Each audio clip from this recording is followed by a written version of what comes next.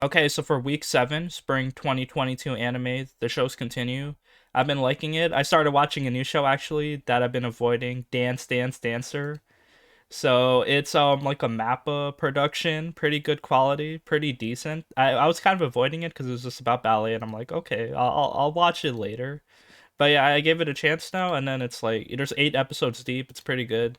Characters are nice. The kind of story is like pretty decent for some just like sports anime. So yeah, there's like training arcs. There's drama. There's like people competing against each other, like rival characters.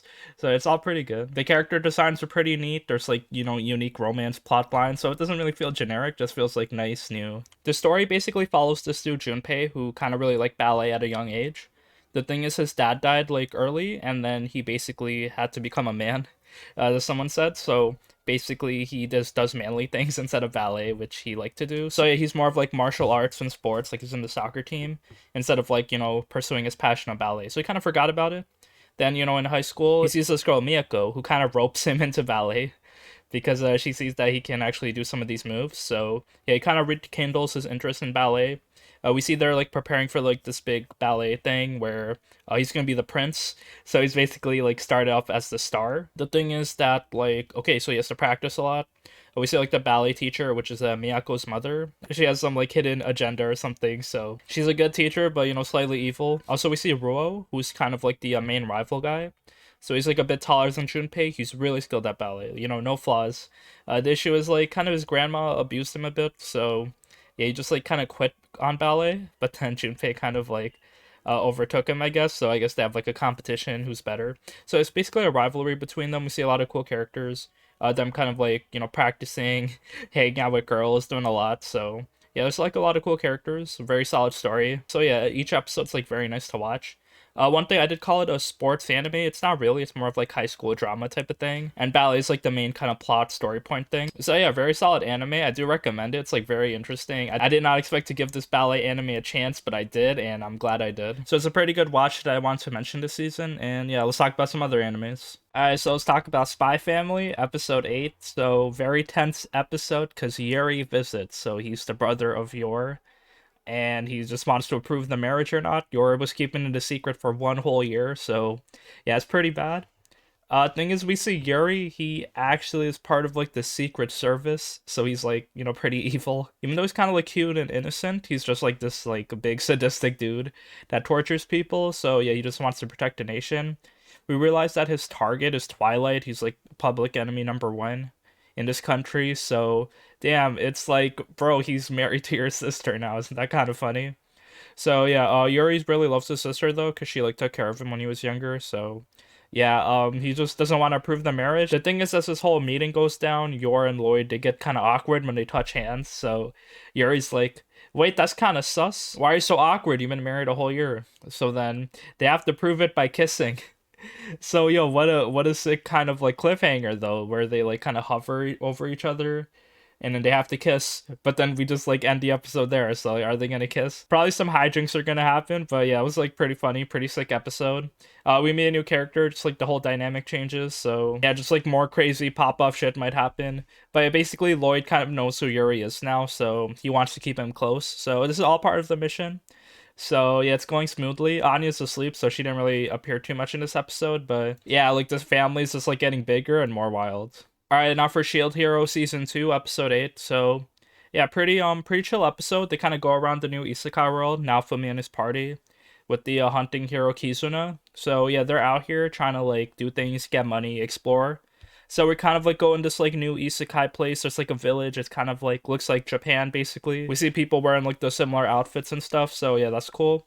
We meet some new races. So we see like there's like animal people like Raftalia. There's also like these spirits that are like they're powered by energy instead of mana. And they're kind of like transparent so they can like go through things. So yeah, glass was also one of them. So yeah, that's interesting.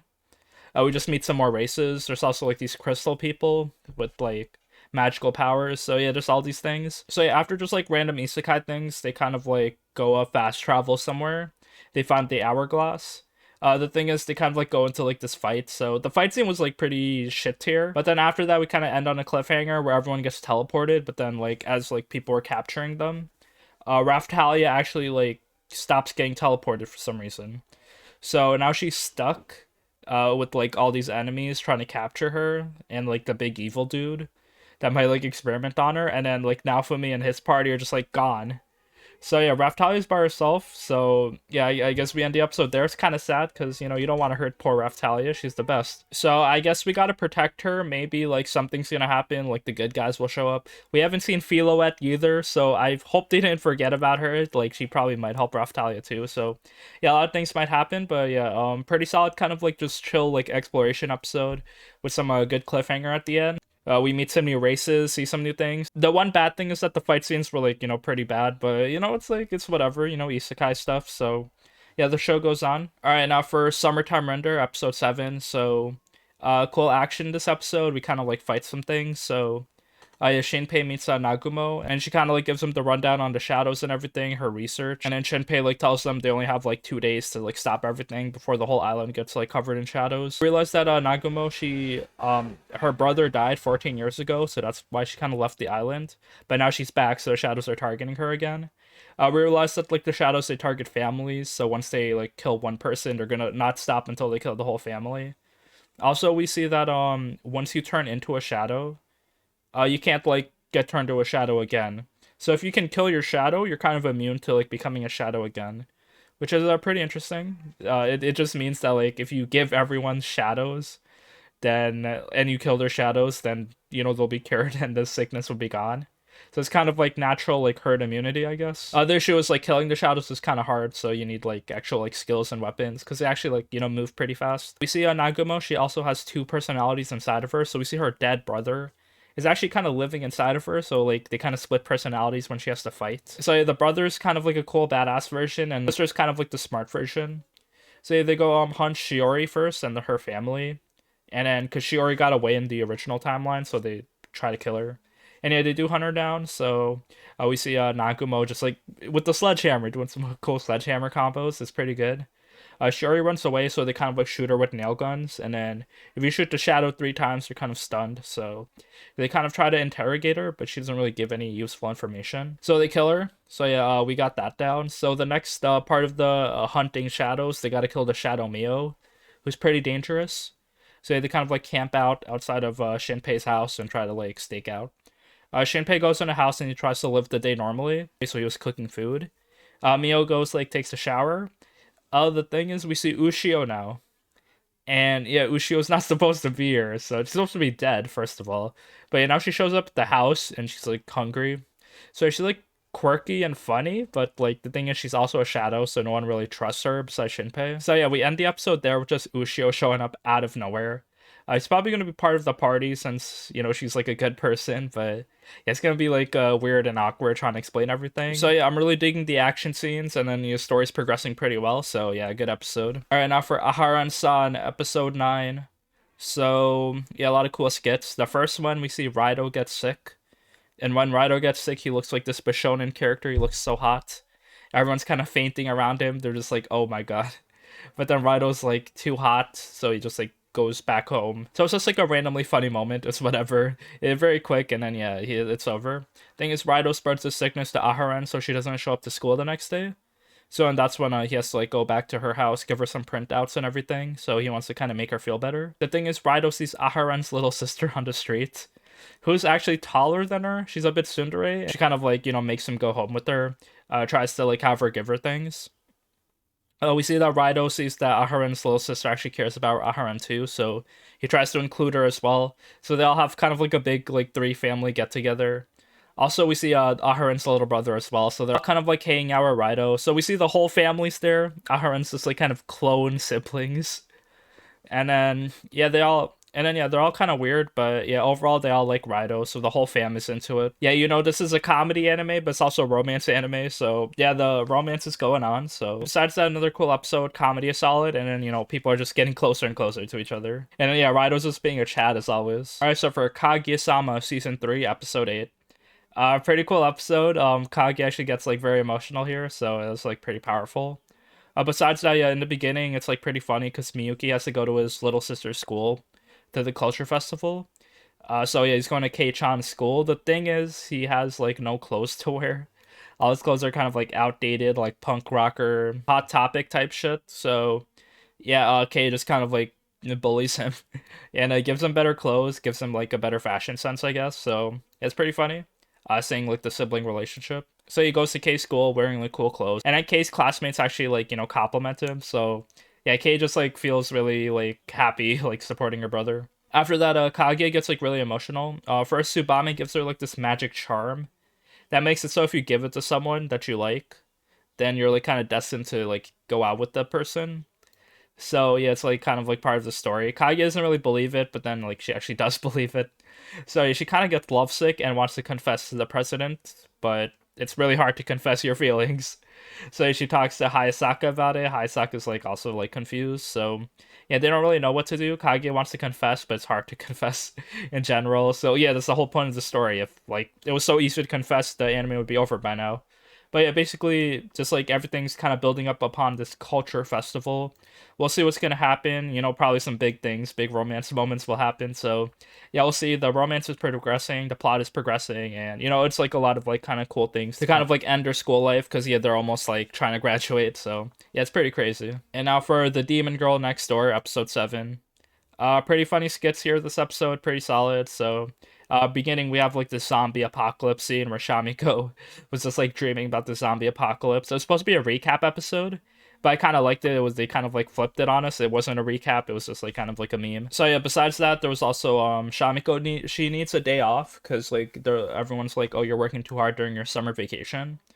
So she kind of relaxes, but then she feels a bit lonely. So she actually goes to a summer festival and then hangs out with Mikan and Momo there. So yeah, she needs a day off, but then she hangs out with her friends anyway. They all do summer festival things, wear yukatas and stuff, so that's cool.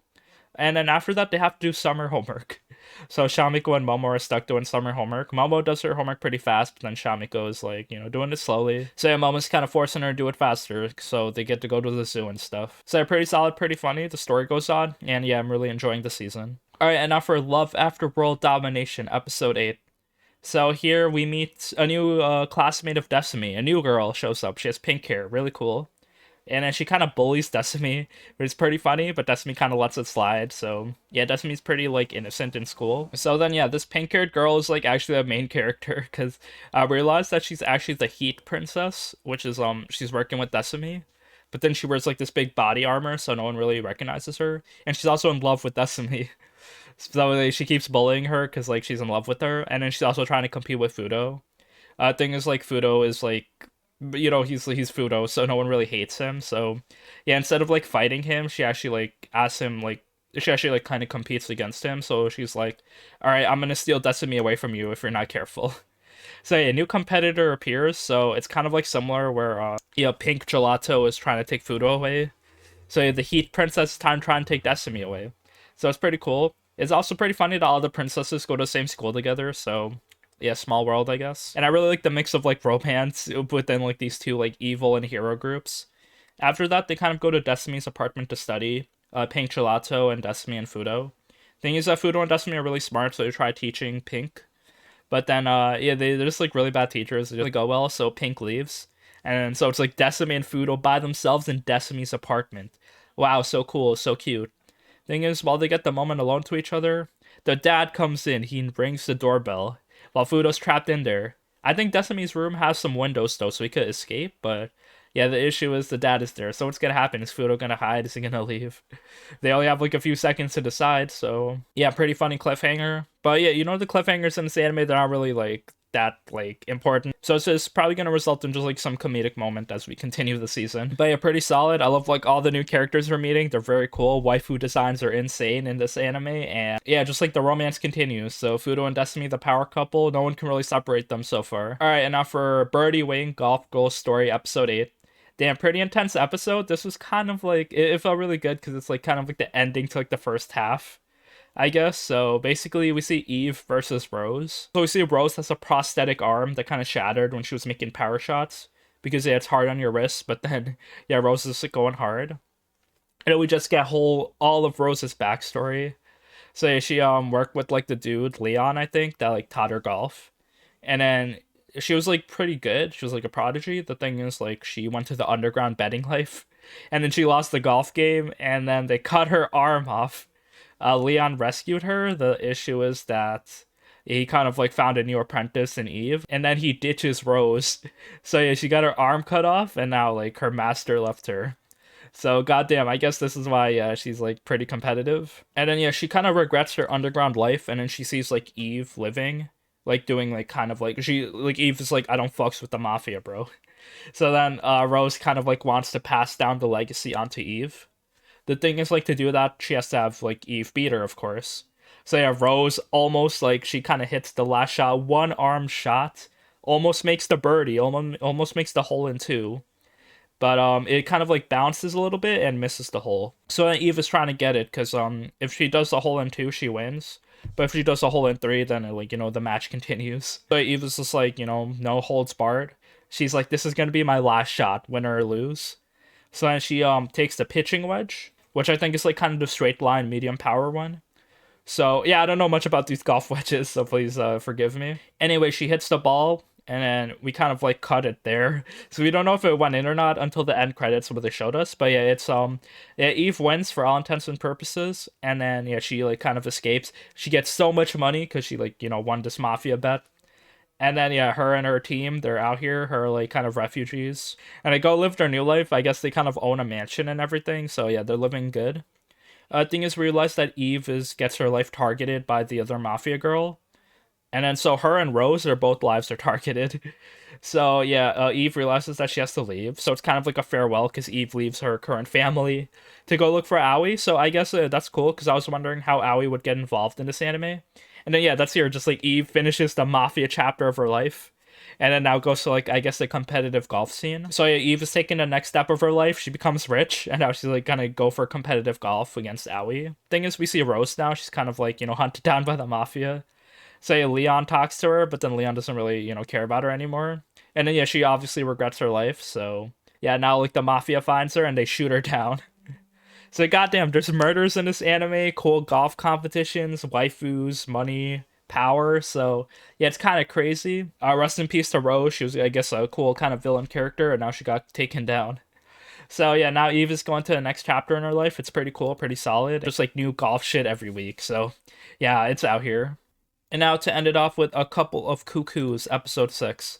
So I've been really liking this anime. I thought at first it was just like some random ass harem anime with no like kind of value. It's like pretty good at it. It's being self-aware yet serious at the same time. So the characters are solid. The comedy's cute, even though there's some generic things. It's like I guess there's some flavor there. So yeah, I kind of like the characters here. So we get the purple-haired girl Hiro, and then she's hanging out with Erika and then the main character Nagi. And then she sees that Erika and Nagi are really close to each other. So she gets a bit jealous, and then they're kind of like, so Erika's trying to like hook up Nagi and Hiro, but then Hiro is just like, she's like trying to like like one up him, so they're not really a good match together. And then Hiro actually sees that Erika and Nagi are actually a good match together, which is pretty funny. So then after she gets a bit jealous, she's like, okay, let me go to your house, Erika, so I can compete against Nagi. Thing is, like, since Nagi's living in the same house, he has to remove all his like clothes and belongings so it doesn't look like Erika's living with someone. So they kind of like go around the house trying to sneak around while like Erika and Hiro are like exploring. So Nagi's trying to go around the house trying to sneak around while Hiro and Erika are there. So after that, Hiro kind of invites both of them to her house to study. So then we see that she's actually a shrine maiden, so she lives in a shrine and she's about to inherit the shrine. So we heard earlier that she didn't like accept Nagi's love confession. We thought she was engaged to like a real person, but no, she has like a big responsibility basically. So it kind of gets more options. His two choices, Hiro and Erika, are there. It's also a little sister. So yeah, just like the romance is continuing. If you like trash harem shows, this is honestly very solid. So 10 out of 10, I gotta recommend it. And then yeah, that's it for week 7. Pretty solid week of anime. I've been enjoying the new shows. I've been finally having some free time to watch it now. So yeah, Dance here is pretty good. Don't shit on those anime boys doing ballet. And I really like the romance stories, action, comedy. It all goes on. So yeah, let me know what your favorite anime this week was.